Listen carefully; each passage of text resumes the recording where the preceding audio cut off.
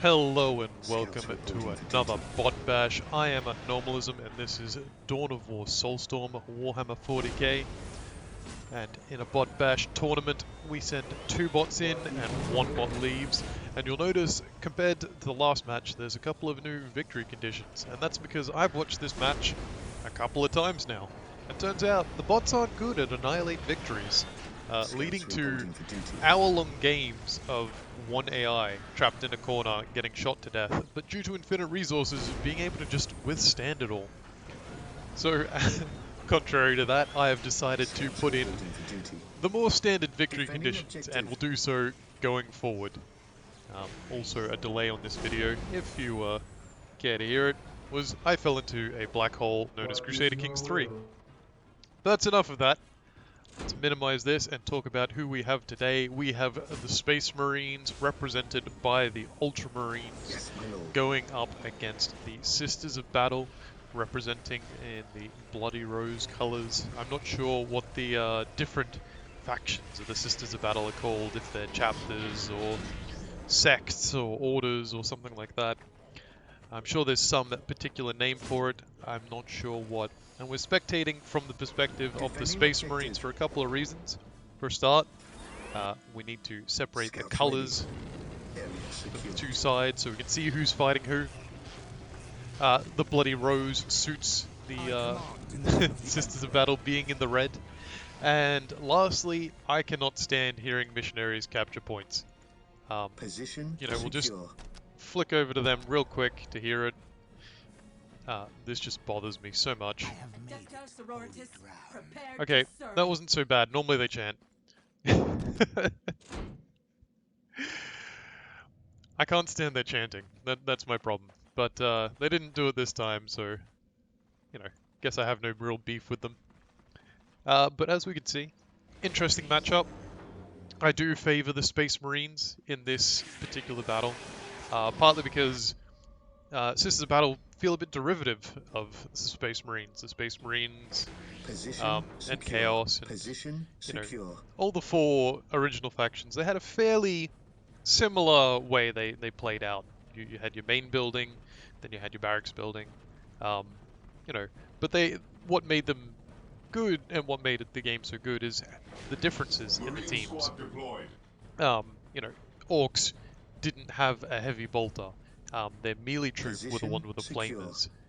It wasn't so set in stone that everyone had a heavy bolter and a flamer on their Tech 2 infantry, their 1.5 infantry, whatever you want to call the Space Marine, the tactical Marine squads, and so on.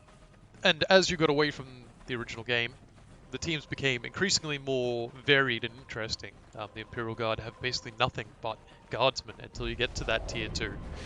Making them very unique in that you rely on the numbers, but your guardsmen are very weak. Early on, fighting as Imperial Guard is just death. But you get to that tier 2 and suddenly you have so many options open up. And so Imperial Guard were interesting. And then Necron and Tau came out, and they were very interesting. They were very unique. They came up with many new avenues to explore how the game could be played and developed. Even the towers still were fairly similar, but rather than teching up in the way the other teams did, they had the tech buildings unlock things. Only the tech buildings. And so it created, increasingly more interesting teams as we went on. And it was really quite a shame to return to the Sisters of Battle and find that they played... Wow, lost an actual scout squad. That was kind of sloppy. Find that the Sisters of Battle played out pretty much the standard that a team does. You have your basic infantry unit, which is the only real big difference is those missionaries. But then you get a Sisters of Battle squad, and they get a grenade, they can get flamers, and they can get heavy bolters. And it feels very derivative of Space Marines. And then from there, are they going to lose a squad too? That would be a damn shame. Man, this is a surprisingly bloody opening. Losing that scout squad was kind of impressive. But the Sisters of Battle, they just have the infantry, and they just don't bring things to the table that feel like they fit. They just sort of feel like the design team was like, well, what do we do? Well, let's just make a team that's like what already exists, basically. And they've got the faith mechanic, but so many of their units just feel the same, I guess is my problem. They don't have anything that makes me look at them and go, yeah, that really stands out as unique, with the exception of the choir gun, which is an amazing unit. Is it the choir gun? The organ artillery?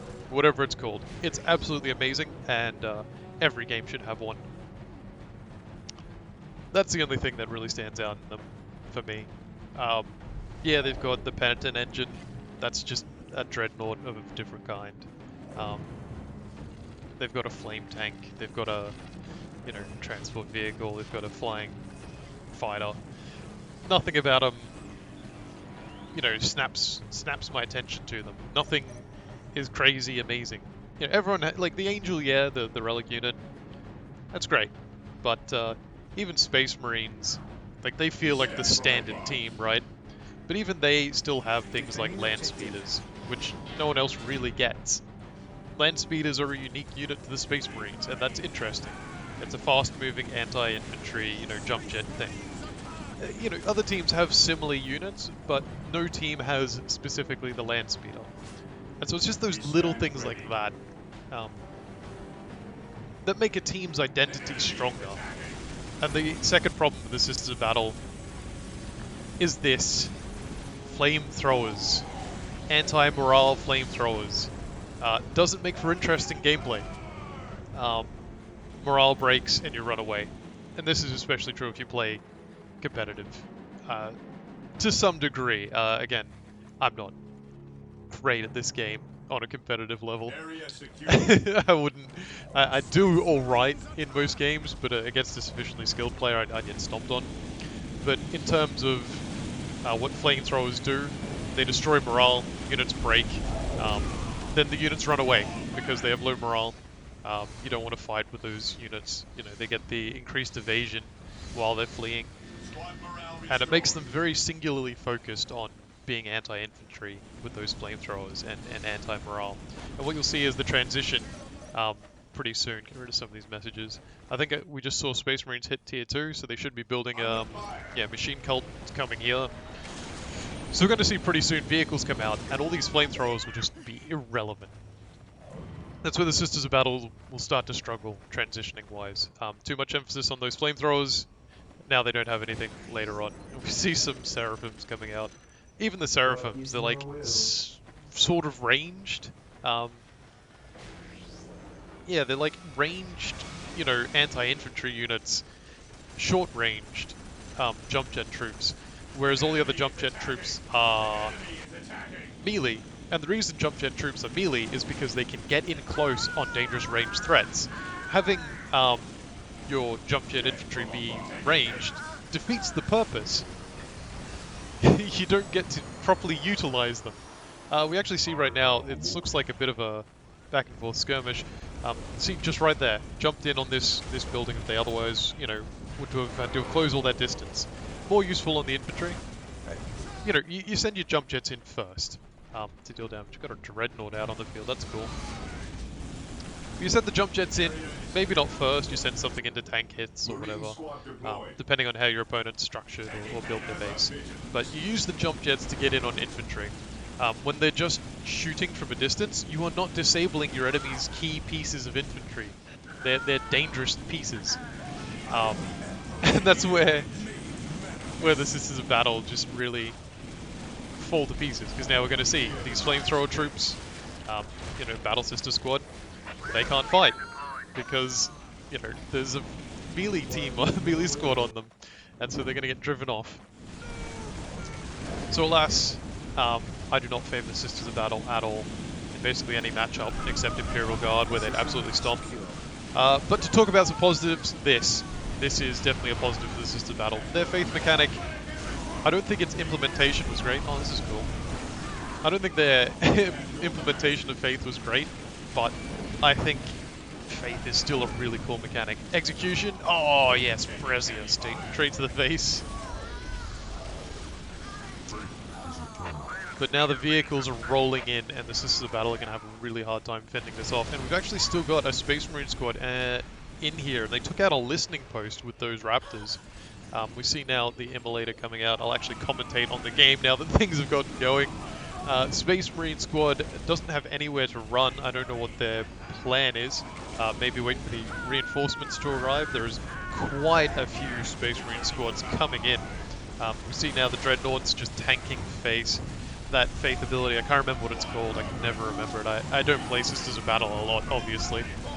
But not so effective against a Dreadnought. And with this land speeder just sitting in the background, you'll see these infantry just melt. There goes that Space Marine squad, very good on the Sisters of Battle for taking out that one. And we already have the win condition in effect. So the Sisters of Battle have another 7 minutes to intervene and take back that control point before the game is won for the Space Marines. And to be honest, I don't mind if it ends that way. I don't mind one bit. The AI tends to find one side that becomes dominant reasonably quick, and I this isn't the only game I was bot bashing at the time. I did a bot bash of Age of Empires, and I made the silly mistake of giving everyone infinite resources. This is quite a mosh pit of a fight. I did that infinite resources fight of Age of Empires 2. Nothing happened. It was a stalemate. Surprise, surprise. It looked pretty. It was violent. It went for an hour and a half before I called it. And this is a similar story, you know. Because infinite resources means the AI will always be able to replenish their forces. It means the game will never reach a natural end without alternate win conditions. And that, it has its merits and its weaknesses. Human players are much better at dealing with this. How do you deal with it? You come here, you do what they're doing now. You build a couple of heavy bolter turrets. You build a chapel barracks, a machine cult, sorry. You build another chapel barracks. If you really feel like it, you build what's it called? The sacred artifact.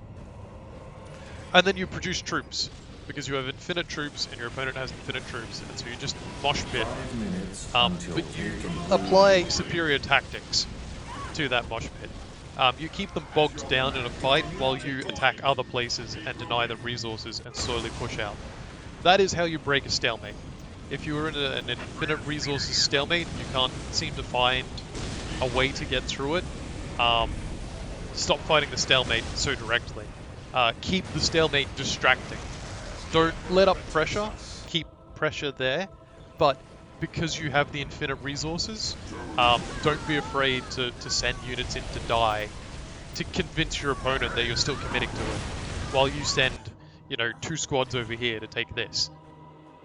Because if you send 2 squads over there to this, now they're like, well, I have to send 2 squads to match that, So what do? You then apply the pressure back on here.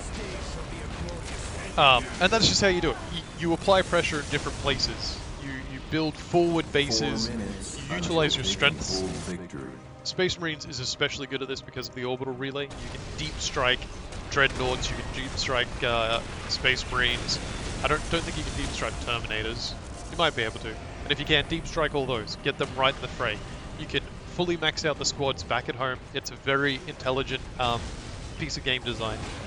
Max out your squads back at home and then send them in. And we're actually looking at what looks pretty close to an annihilation victory coming in here.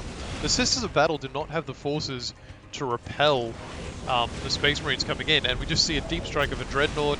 We've got Terminator squad coming in.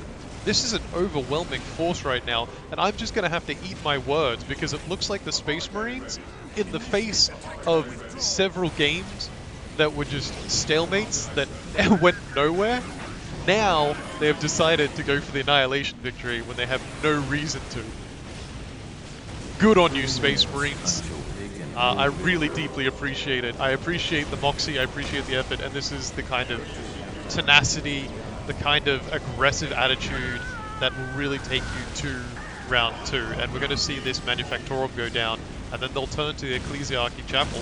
And after that, I'm not sure that... Yeah, I think the Sisters of Battle might just die outright before the take and hold victory takes place, or the critical location victory.